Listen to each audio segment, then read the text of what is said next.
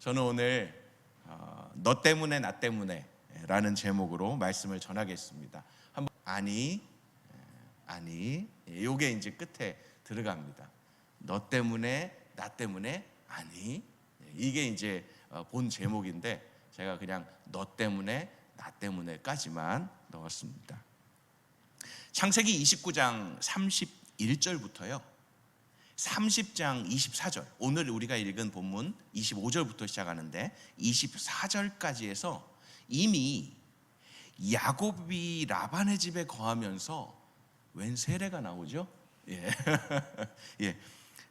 야곱이 라반의 집에 거하면서 어떻게 많은 자녀들을 얻게 되었는가를 계속 기록한 내용입니다. 그러니까 오늘 본문 25절 바로 전까지 29장 31절부터 12명의 자녀를 얻게 되는 과정이 나와요. 오늘 본문에서는 야곱이 라반의 가진 방해에도 불구하고 어떻게 많은 부를 축적하게 되었는가를 기록하고 있어요. 이전까지는 자녀들을 어떻게 이렇게 많이 낳았나 라면 지금서부터는 어떻게 부자가 그리고 많은 소유물을 얻게 되었는가를 기록하는 거죠. 이 모든 것에 대해 하나님의 지속적인 축복이 그의 삶을 지배하고 있음을 암시하기도 합니다. 아내를 얻기 위한 몇 년이었죠? 14년. 그리고 이 14년이라는 적지 않은 기간이지만 또 다른 6년을 섬기게 되는데, 봉사하게 되는데 그 6년이라는 시간 동안 많은 부를 축적하는 거예요. 14년 동안은요 아내 얻는 데에만 집중했지 아무것도 가진 게 없어요. 사위라기보다 어때요? 라반의 집 하인으로 살았던 거죠. 결국 14년, 6년, 20년 동안이나 노동력을 착취당하는 야곱이었지만 약속의 신실하신 하나님과 이삭의 하나님, 아브라함의 하나님께서 섭리 가운데서 그것도 신기하게 은혜를 베푸셔서 결국에는 많은 재산을 소유하게 되었음을 본문은 말해주고 있습니다. 야곱이 아버지 이삭을 속이고 형 에서 대신에 축복 기도를 받고 어머니와 생이별을 하고 집을 떠나 베델을 거쳐요. 돌베개에 자고 잤던 그곳을 베델이라고 하고, 그리고 밧단 아람으로 와서 이제 삼촌 집에 머무른 20년. 이 시간들이 정말 우연이 아니라 아버지 이삭과 어머니 리브가의 말에 순종한 것임을 우리는 알 수 있습니다.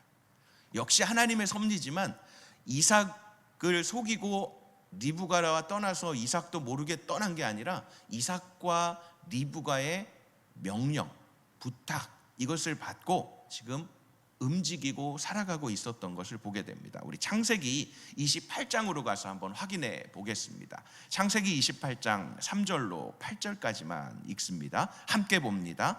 전능하신 하나님께서 내게 복을 주셔서 너로 하여금 자식을 많이 낳고 번성하게 해 너로 여러 민족을 이루게 하실 것이다. 또 하나님께서 아브라함에게 주신 복을 너와 내 자손에게 주셔서 네가 지금 나그네로 살고 있는 땅, 곧 하나님께서 아브라함에게 주신 그 땅을 네가 차지하게 되기를 바란다. 이삭이 야곱을 떠나보냈습니다. 야곱은 밧단 아람에 사는 라반에게로 갔습니다. 라반은 아람 사람인 부두엘의 아들로서 야곱과 에서의 어머니인 리브가의 오빠였습니다. 에서는 이삭이 야곱을 축복해 밧단 아람으로 보내 그곳에서 아내를 얻게 한 것과 이삭이 야곱을 축복하면서 가나안 여자와 결혼하지 말라고 명령한 것과 야곱이 부모에게 순종해 밧단 아람으로 간 것을 알게 됐습니다. 또한 에서는 자기 아버지 이삭이 가나안 여자들을 못마땅하게 생각하는 것을 알아차렸습니다. 에서는 이미 이방 여인, 가나안 여인 2명을 아내로 삼아서 이삭과 리브가의 근심이 됐습니다.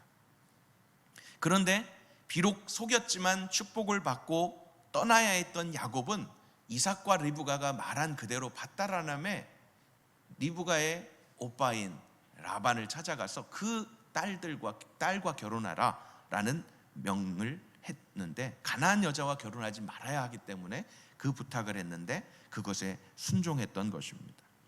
그래서 이제 온 거죠. 이 이삭의 말대로 어머니 리브가의 오빠 라반의 두 딸과 결혼하려고 계획하지 않았는데 라헬과 결혼하려고 했는데 레아를 먼저 줬기 때문에 두 아내가 생겼고, 또 자녀를 낳는 과정 가운데 의도하지 않았지만 라헬이 자기의 여종을, 또 레아가 자기의 여종을 해서 정말 4명의 이 아내를 거느리게 됐습니다. 그래서 요셉까지, 오늘 본문 시작이 요셉까지 나왔다라는 것까지 하면 아직 베냐민을 낳지 않은 때입니다. 그러니까 11명의 아들이죠.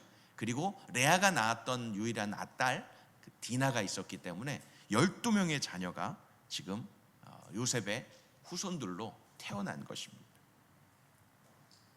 12명의 자녀를 낳고 난 다음에 고향으로 돌아갈 결심을 그때서야 합니다.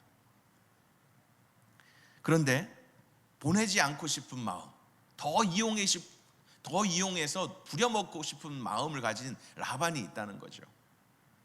멀리 보내는 딸들이 아쉬워서가 아니라, 손주들을 멀리 보내는 게 아쉬워서가 아니라 이 야곱을 부려먹어야 되겠다는 그 속셈이 너무나 극명하게 드러나는 본문이 오늘 본문입니다. 삼촌이 아니라 장인어른 아니겠습니까? 그런데 라반에게 야곱은 속으면서 이용만 당하며 자신의 품삯을 챙기지 못하고 있습니다. 결국에는 아무도 이해할 수 없는 방법으로 은혜를 베푸셔서 부자가 되지만 이 야곱의 입장에서는 정말 화나죠. 14년을 일했는데 아무것도 남은 것이 없고 그냥 자녀만 있는 겁니다. 가난한 자를 통하여 부한 자를 부끄럽게 하시는 하나님이십니다. 약한 자를 통하여 강한 자를 부끄럽게 하시는 하나님이십니다. 가난한 자를 통하여 부한 자, 약한 자를 통하여 강한 자, 또 어리석은 자를 통하여 지혜로운 자를 부끄럽게 하시는 분이 하나님이십니다. 그 하나님을 야곱이 이제 경험하게 되는 것입니다. 하나님께 붙잡힌 자, 하나님께서 함께 하시는 자는 성실하게 맡겨주신 자리에서 버티고 견디고 인내하면 마침내 결국에는요, 하나님께서 갚으시고요, 보상하시고요, 웃게 하심을 믿으시고 오늘 본문 속으로 함께 들어가 보겠습니다. 본문 25절부터 30절까지 전체를 다 읽지는 않겠습니다. 먼저 27절입니다. 함께 읽겠습니다. 라반이 야곱에게 말했습니다. 내게 호의를 베풀어 제발 여기 머물러 있어라. 여호와께서 너 때문에 내게 복을 주셔서 내가 부유하게 된 것을 알았다. 30절로 가겠습니다. 30절 함께요. 시작. 제가 오기 전에는 외삼촌께서 가진 것이 조금밖에 없었는데 저 때문에 여호와께서 외삼촌에게 복을 주셔서 외삼촌께서 크게 번창했습니다. 하지만 저는 언제 제 가정을 챙기겠습니까? 라반이 먼저 너 때문에 라고 하죠. 그리고 야곱도 저 때문에 라고 말합니다. 그러나 저 때문에 라반이 지금 부유하게 됐지만 지금 정작 야곱은 아직 부유한 상태가 아닙니다. 라헬이 요셉을 낳은 때 야곱은 외삼촌 라반에게 자식이 그 가족들과 고향으로 돌아가겠다고 말을 하는 겁니다. 이제 더 이상 안 되겠습니다. 그때까지만 해도 야곱은 아무 재산이 없는 상태예요. 그런데 돌아가고 싶다고 말을 합니다. 어느 때나 그의 집을 세울 수 있을지 생각하고 외삼촌 곁을 떠나기를 원했던 겁니다. 라반이 말합니다. 좀 전에 읽었던 본문처럼 여호와께서 너 때문에 내게 복을 주셨는데 제발 여기 머물러 있어라. 의도가 너무 드러나지 않습니까? 야, 이제는 너 때문에 내가 복을 받았으니까 이제는 나 때문에 네가 복을 받아야 될 때야. 이런 말이 아닌 거예요. 너 때문에 내가 복을 받았는데 너가 떠나면 내가 어떡하냐? 계속 나에게 좀 복이 흘러올 수 있게 좀 해줘라 라는 그런 부탁인 거죠. 이 라반이 사용한 너 때문에 내게 복을 주셔서 내가 부유하게 된 것을 알았다, 이렇게 얘기하는 이 부분, 여호와께서를 말하잖아요. 여호와께서 너 때문에 내게 복을 주셔서 내가 부유하게 된 것을 알았다라고 말하는 이 내가 알았다라는 원어는요, 내가 점술로 알았다, 이 뜻입니다. 내가 점괘로 알았다라는 뜻이에요. 여호와께서 정말 이 야곱을 통해서 내게 주셨다는 걸 보기는 봤지만 그걸 점괘를 통해서 알았다라고 말하는 거예요. 지금 라반에게는 여호와 경외함이 없습니다. 집안에 드라빔이라는 작은 신을 모시고 있고 섬기고 있는 하나님을 경외하지 않는 자입니다. 이것은 라반의 미신적 행위를 보이는 것입니다. 라반은 야곱에게 네가 받고자 하는 품삯을 말하면 내가 줄게 라고 합니다. 야곱은 자기가 외삼촌을 어떻게 섬겼는지 아실 것이고 자기의 수고에 따라서 외삼촌에게 복을 주셨다고 말합니다. 하나님은요, 야곱의 성실함을 보시고 라반에게 복을 주셨던 것입니다. 본문 31절부터 33절까지를 우리 함께 이제 그 계약을 맺는 협상을 하는 장면인데요, 31절부터 33절을 같이 한번 다시 읽어보겠습니다. 함께요. 라반이 말했습니다. 내가 무엇을 해주면 좋겠느냐? 야곱이 말했습니다. 다른 것은 아무것도 필요 없습니다. 다만 외삼촌께서 이것만 해주신다면 제가 계속 외삼촌의 양들을 치고 돌보겠습니다. 제가 오늘 외삼촌의 가축 사이로 돌아다니면서 얼룩이나 점이 있는 양과 검은 양과 얼룩이나 점이 있는 염소를 다 골라낼 테니 그것들을 제 품삯으로 주십시오. 나중에 예삼촌께서 제게 품삯으로 주신 것들을 조사하실 때 제가 얼마나 정직했는지 드러날 것입니다. 얼룩이나 점이 없는 염소나 검지 않은 양이 있다면 다 제가 훔친 것이 될 것입니다. 32절에 보면 제가 오늘이라는 말이 나와요. 그런데 좀 이따 읽겠지만 35절에 가면 바로 그날이라는 또 말이 나와요. 같은 시간인 거예요. 야곱은 라반에게 자신의 품삯으로 양떼나 염소떼 중에서 얼룩이 있는 것, 점이 있는 것, 그리고 검은 양을 주기를 요청했습니다.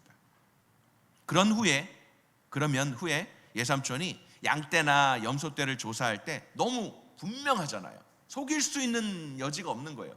분명하게 드러나니까. 누가 봐도 그러니까. 야곱은 이렇게 하는 것이 자신에게도 전적으로 불리한 조건임에 분명합니다. 확률적으로 그렇게 나오지 않기 때문에. 라반이 자기를 속이는 일도 방지하면서 확률적으로는 적지만 누구나 인정할 수 있고 더 이상 속고 싶지 않은 마음에서 의심받지, 그리고 본인이 훔쳐갔다는 의심도 받고 싶지 않고, 그래서 가장 효과적인 방법이라고 생각해서 이렇게 이제 다시 노예 계약을, 종 계약을 맺는 것이죠.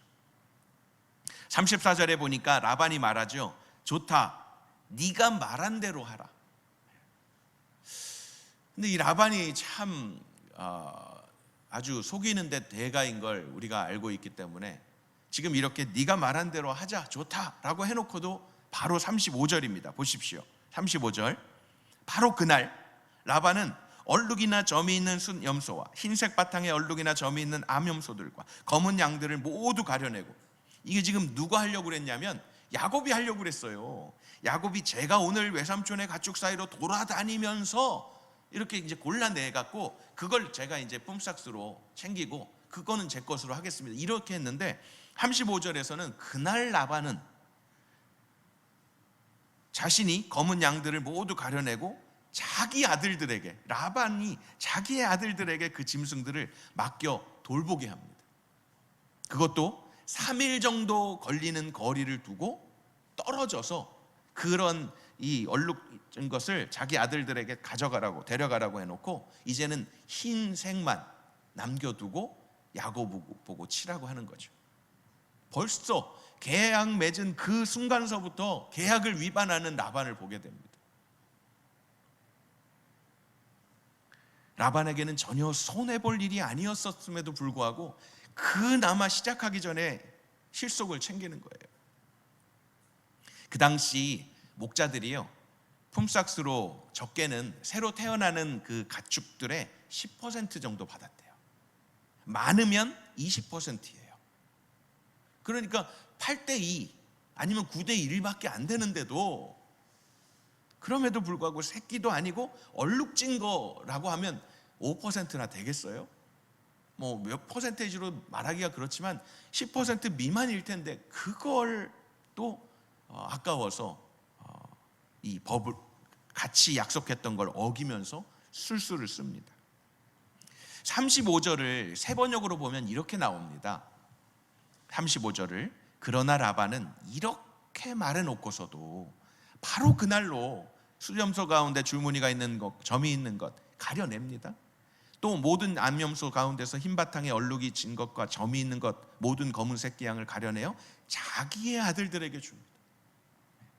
야곱의 아들들이 아니라 자기의 아들들에게 줍니다. 현대어 성경에서는 또 이렇게 표현하고 있어요.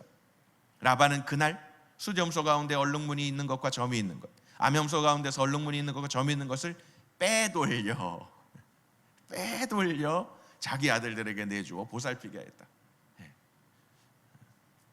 좀 더 리얼하게 이렇게 그 상황을 알려면 모든 단어가, 모든 해석이 그렇지는 않지만 세 번역이나 현대어 성경, 저희는 우리말 성경을 보지 않습니까? 보면 조금 더 리얼하게 이렇게 표현하는 그런 때가 있습니다. 라반은 이렇게 말해놓고서도 또 빼돌려서 자기 실속을 차리는 거예요. 아주 전략적이지 않습니까? 계산적이죠. 아주 약삭 빠른 라반입니다. 흰색 양과 염소만 모아놓고 그때로부터 나오는 얼룩무늬 점 있고 검은 것은 품삯으로 가져가라고 하는 거예요. 다 차단해놓고. 이건 주겠다는 게 아닙니다. 계속 부려먹겠다는 겁니다. 자기 실속만 차리겠다고 하는 심보로밖에 보이지 않습니다.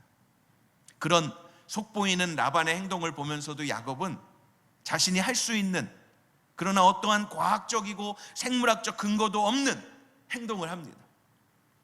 라반의 양과 염소를 칩니다. 하나님의 간섭하심과 역사하심을 경험하게 되는 그 시간을 야곱은 갖게 되는 거예요. 라반이 치졸하게 야곱을 이용하려고 하는 계략에도 불구하고 라반이 의식하지 못하는 변수가 있었습니다. 그것도 가장 큰 변수가 하나 있었습니다. 그가 점을 쳐서, 라반이 점을 쳐서 알았다며 고백한 것처럼 야곱과 함께 하시는 여호와 하나님이 변수입니다. 저는요, 이 세대를 본받지 말고 하나님의 선하시고 기뻐하시고 온전하신 뜻이 무엇인지 분별하도록 하라라고 하는 그 말씀처럼 저와 여러분들이 이 세상 사람이 쓰는 방법, 이 세상 쓰는 사람들이 돌리는 머리, 그러한 어떤 이론들, 당연히 알아야 되지만 그것을 그대로 답습하는 게 아니라 우리에게 있는 유일한, 그리고 아무것도 감당할 수 없는, 이길 수 없는 하나님 한 분만을 온전히 의지하고 나아가는 저와 여러분들이 됐으면 좋겠습니다. 여호와 하나님이 우리의 변수입니다. 세상 사람들이 따라할 수 없는 변수입니다. 이해할 수도 없고 따라할 수도 없는 변수입니다. 그러나 우리에게는 모든 수죠. 이런 야곱의 모습은 사랑하는 아내 라헬에게서 낳은 요셉의 삶을 통해서 보면 부전자전인 것 같아요. 형들의 시기로 보디발 장군의 집에 팔려가잖아요. 노예예요. 그런데 결국 이 보디발 장군 집에서 인정을 받죠. 자기가 맡겨진 일들을 너무 열심히 잘 성실하게 감당합니다. 보디발의 신임을 얻습니다. 그런데 결국 보디발의 아내의 욕정과 거짓으로 억울하게 감옥에 가게 됩니다. 요셉은 감옥에서도 동일하게 성실함으로 맡겨진 일에 충성을 다해요. 왕의 두 관원장의 꿈을 해석해 주었는데 복직을 한 술 맡은 관원장은 요셉을 까마득하게 2년 동안 잊고 삽니다. 그럼에도 불구하고 요셉은 하나님과 함께 하셨기 때문에, 하나님이 함께 해 주셨기 때문에 이 감옥이든 또 노예로 있었던 때든 형통한 자라고 그렇게 불리게 되었습니다. 어찌 보면 이용만 당하고 버림받는 그런 신세였던 것이 마치 20여 년 동안 사위가 아닌 종으로 이용당한 야곱의 삶과 요셉의 삶이 너무 유사하지 않습니까? 그런 야곱이나 요셉을 세상의 법칙이나 방법이 아닌 하나님의 약속 안에서의 은혜, 하나님 베풀어 주시는 하나님께서만 하실 수 있는 기적들, 그리고 함께 하시며 선한 길로 인도하시는 분이 바로 아브라함과 이삭의 하나님, 살아계신 하나님 아버지이심을 우리는 고백하며 살았으면 좋겠습니다. 이 땅의 세상 논리, 편견, 차별, 핍박 속에서조차 하나님께서 자신을 신뢰하며 의지하며 순종하는 자들을 외면하지 아니하시는 하나님이시라는 것입니다. 하늘 아버지께서는 어떤 상황 속에서도 원망과 불평과 시기와 질투로서 반응보다는 인내와 소망과 답답함을 가지고 있지만 하나님 아버지 앞에 나아가서 토해내는 것, 그 답답함을 가지고 내게로 나와 라고 말씀하시는 하나님의 음성을 듣는 이들이 점점 더 많아졌으면 좋겠다는 것입니다. 그래서 너의 약함이 나의 강함이 되자, 너의 어리석음이 나의 지혜로움으로 바꾸어졌으면 좋겠다.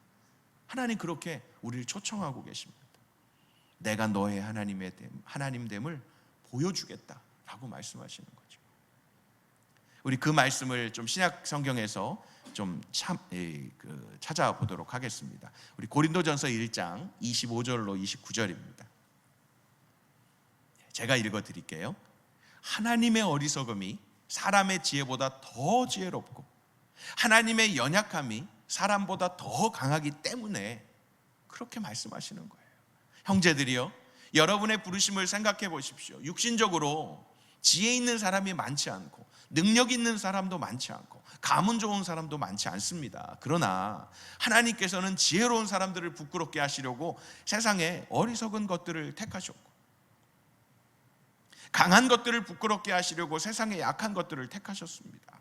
또한 하나님께서는 잘난치 않은 것들을 없애시려고 세상의 천한 것들과 멸시받는 것들과 아무것도 아닌 것들을 택하셨습니다. 저는 이 본문을 읽을 때 이렇게 읽어요. 죄송합니다.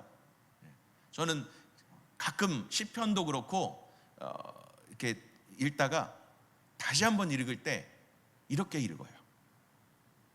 여러분들은 그렇게 읽으면 안 돼요. 여러분들이 또 여러분들 방법대로 읽어야 돼요.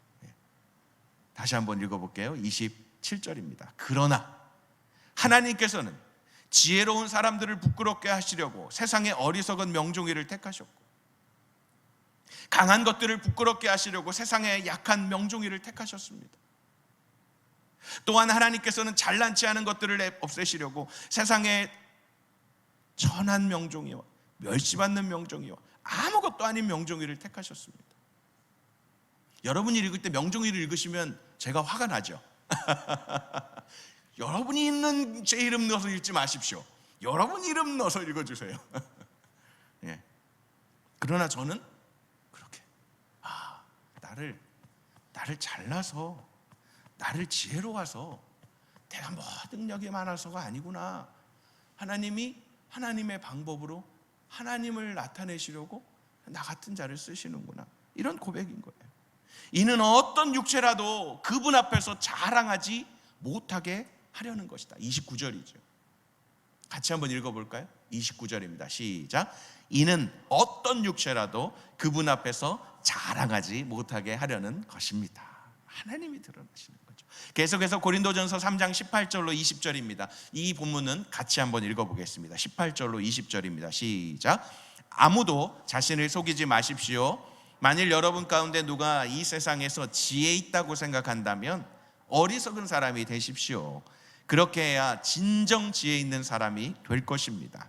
이 세상의 지혜는 하나님 보시기에 어리석은 것입니다. 기록되기를 하나님께서는 지혜로운 사람들을 자기 꾀에 넘어지게 하시는 분이십니다 라고 하고, 또 기록되기를 주님은 지혜로운 사람들의 생각이 허망한 것을 아신다라고 한 것과 같습니다.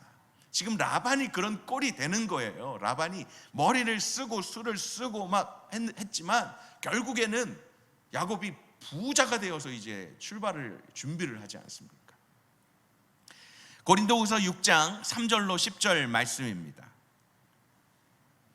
제가 읽어드리겠습니다. 우리는 무슨 일에든 아무에게도 거리낌이 되지 않으려고 합니다. 이는 우리의 섬기는 일이 비난을 받지 않게 하려는 것입니다. 오히려 우리는 우리 자신을 모든 일에 하나님의 일꾼들로 추천하려고 애씁니다. 우리는 많은 인내, 환난, 궁핍, 곤란, 매맞음, 감옥에 갇히는 것, 난동, 수고, 자지 못함, 배고픔 가운데 하나님의 일꾼들로 지냅니다.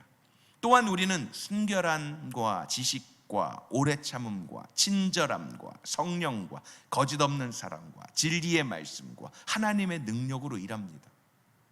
이 그리스도인들이 일할 때의 자세입니다.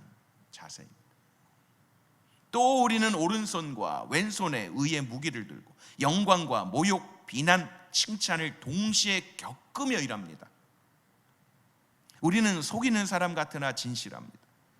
무명한 사람 같으나 유명하고 죽은 사람 같으나 보십시오 살아 있습니다. 우리가 징벌을 받는 사람 같으나 죽임을 당하지 않고 근심하는 사람 같으나 항상 기뻐하고 가난한 사람 같으나 많은 사람을 부유하게 합니다. 아무것도 없는 사람 같으나 모든 것을 가진 사람입니다. 아브라함이 그랬고 이삭이 그랬고 이제 야곱이 그 삶을 살아가고 있는 것입니다. 자, 이제 야곱의 대처하는 모습을 보시겠습니다. 우리 37절부터 보실 텐데요. 이렇게 비춰주시면 좋겠어요. 37절 먼저 미루나무, 살구나무, 플라타나스 나무 싱싱한 가지들을 꺾어오죠. 껍질을 벗깁니다. 나뭇가지에 하얀 속살이 보이도록 흰 줄무늬를 만들어 놓습니다. 이 껍질 벗긴 나무들을 가축대가 물을 먹으러 올 때, 시간도 중요하죠. 물을 먹으러 올 때 볼 수 있도록, 가축들이 볼 수 있도록 개천의 물구유 속에 세워둬요. 가축대가 물을 먹으러 왔다가 새끼를 베게 했는데 그 나뭇가지 앞에서 새끼를 베면 가축대는 줄무늬나 얼룩무늬나 점 있는 새끼를 낳았습니다. 이게 지금 계속 반복되는 거예요. 미루나무는 버드나무라고도 합니다. 플라타나스는 신풍나무라고도 합니다. 어찌됐든 왜 이 나무를 선택했는지 모르겠지만 이 세 가지의 나무를 가지고 똑같은 방식으로 껍질을 벗기고 무늬를 주고 그것을 세워놓는 거예요. 저도 잘 모르겠습니다. 죄송합니다, 목사님. 누가 좀 알려주세요. 저도 잘 모르겠어요. 어떤 식으로 하든 분명한 건요, 어떤 나무로 하든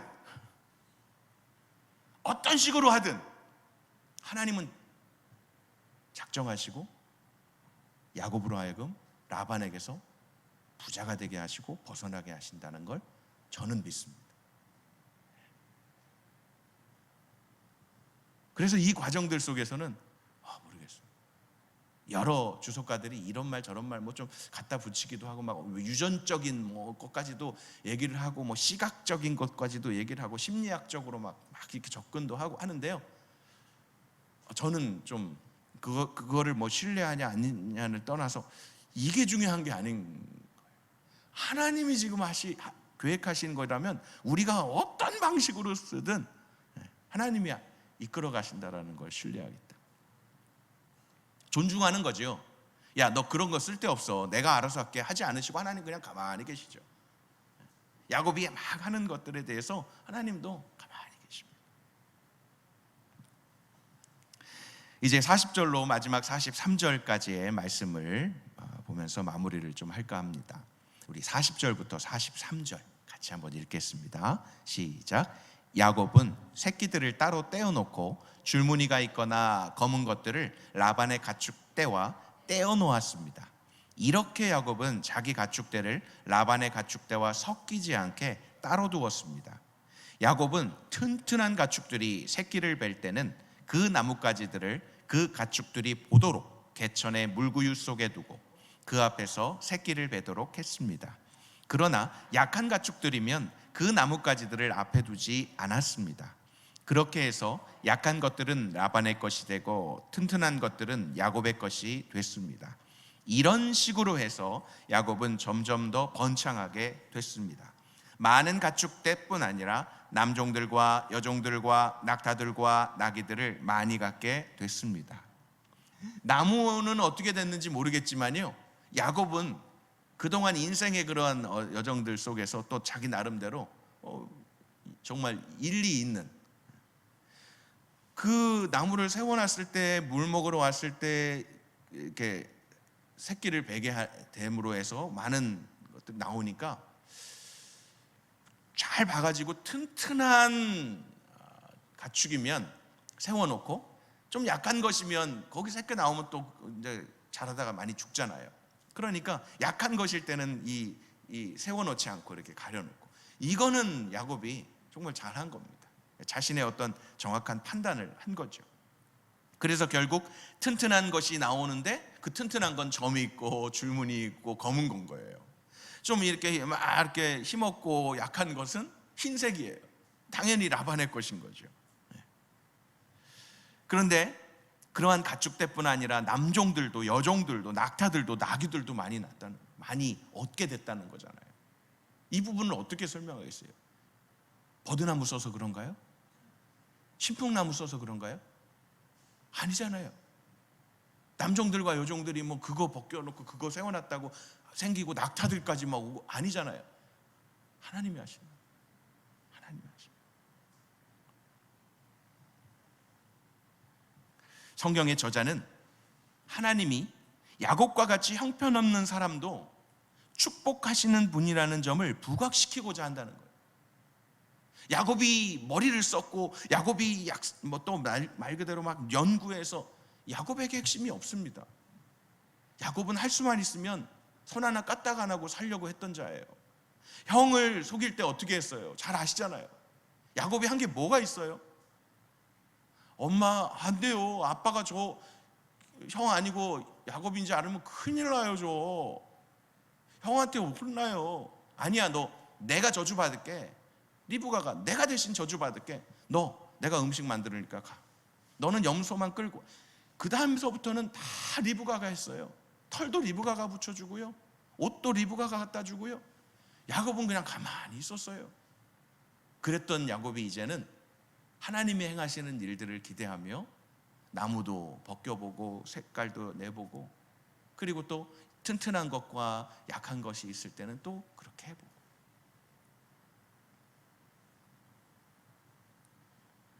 야곱의 장꾀나 또 우연으로 된 것이 아니라는 것을 기억하십시오.